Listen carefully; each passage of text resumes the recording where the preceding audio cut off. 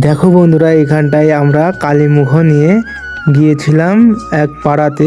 আর ওই পাড়াতে একসাথে কতগুলো বাচ্চা দেখো কালীমুখের সাথে নাচ করছে। মানে এরকম দৃশ্য দেখে খুবই ভালো লাগে। আগেকার যুগে এরকম দৃশ্য দেখা যেত, কিন্তু এখন খুব কমই দেখা যায় যেরকম বাচ্চা কালীমুখের সাথে নাচছে।